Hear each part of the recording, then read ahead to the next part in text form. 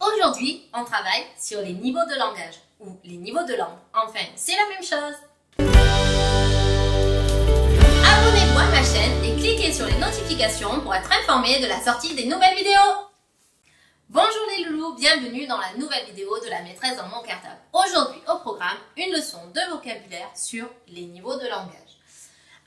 Ça s'appelle aussi les niveaux de langue, ça dépend des manuels, c'est exactement la même leçon. Qu'on soit en CM1 ou en CM2, même en CE2, on en entend parler et du coup, il faut tout comprendre. Vous allez voir, c'est pas compliqué, celle-là, elle est rigolote, mais attention, on ne peut pas dire n'importe quoi. Allez, c'est parti. Alors d'abord, je vous explique qu'est-ce que ça veut dire les niveaux de langage. Eh bien, les loulous, le niveau de langage, c'est-à-dire, on le fait tous les jours. Quand on adapte sa façon de parler en fonction de la personne à qui l'on parle.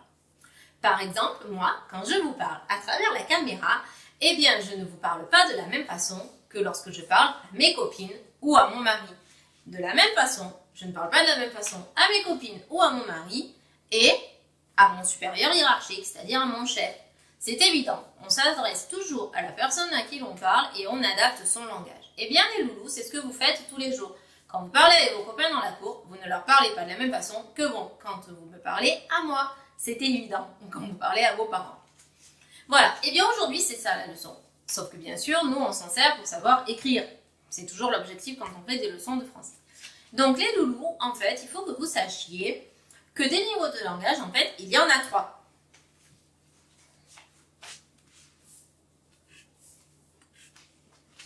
Alors, le langage le plus facile, celui que vous utilisez à l'oral dans la cour de récré avec vos copains, c'est ce qu'on appelle le langage familier.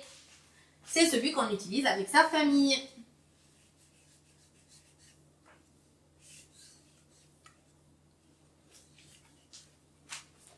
Et là, les loulous, il faut que vous fassiez bien attention. Dans familier, il n'y a qu'un seul L, parce que c'est pas familier, c'est familier. Donc, faites bien attention quand vous l'écrivez, ça ne s'écrit pas tout à fait pareil que familier. Bien, les loulous, faites aussi attention, le langage familier qu'on utilise à l'oral avec ses copains, ce n'est pas les vulgarités, les grossièretés, les gros mots. Et non, dans le langage familier, on utilise des mots. Des fois, vous dites « Ah, il n'est pas très joli ». Oui, mais attention, ce n'est pas un gros mot. Deuxième sorte de langage, c'est le langage courant.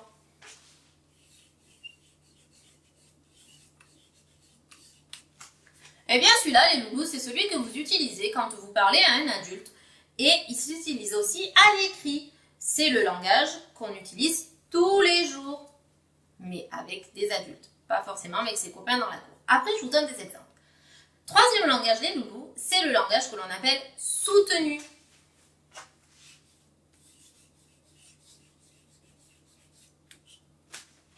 Alors, vous les enfants, le langage soutenu, à l'oral, vous ne l'utilisez jamais. Nous, les adultes, on l'utilise quand on parle à nos chefs, par exemple, à ceux qui nous commandent. Mais par contre, on ne l'utilise pas avec nos copains. Le langage soutenu, pour vous les loulous, c'est celui que vous allez trouver dans les livres. C'est celui que l'on trouve dans les romans ou alors dans les poésies. Et puis, c'est un langage qui est différent parce que les phrases sont plus riches, plus complexes, il y a plus de mots. C'est tourné d'une façon que vous qualifiez de bizarre. En fait, c'est pas vraiment bizarre, c'est juste que nous, on ne l'utilise pas à l'oral tous les jours. Allez, on y va, je vous donne des exemples. Je vais vous donner une phrase dans le langage familier. Vous parlez à votre ami et vous lui dites « Hey, tu me donnes un bon bec ?»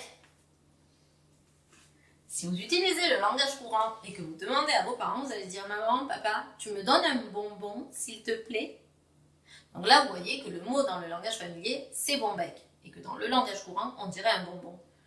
Ok maîtresse, mais alors dans le langage soutenu, on dirait comment? Eh bien, c'est facile, loulou. Dans le langage soutenu, tu dirais « Puis-je avoir une douceur, s'il vous plaît ?» Et voilà, on arrive à la phrase trop bizarre. Mais oui, c'est comme ça qu'on dirait. C'est comme ça. Si je prends un exemple dans le langage familier, ce type est complètement givré. Dans le langage courant, on dirait cet homme est un peu fou.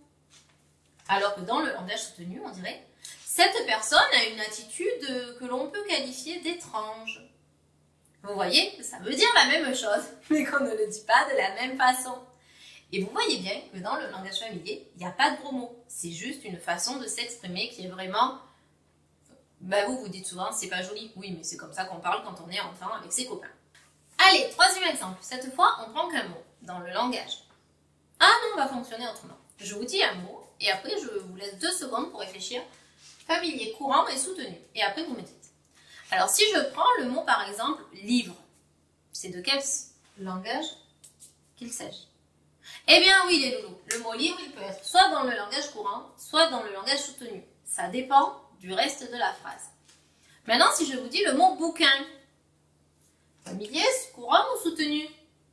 Mais oui, c'est du langage familier. Un bouquin, c'est un livre, mais quand on parle avec ses copains.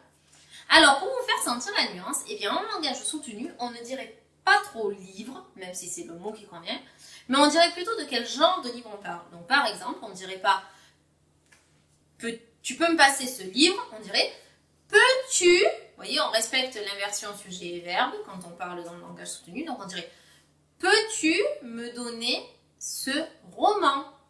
Ou alors on dirait peux-tu me donner cette bande dessinée? Ou alors on dirait peux-tu me donner cette pièce de théâtre? Voilà, dans le langage soutenu, on serait plus précis sur le livre dont on parle et on ne dirait pas le mot livre en général.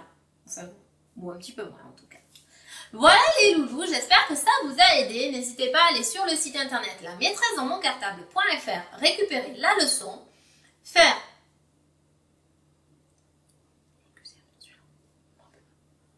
Mais je crois que...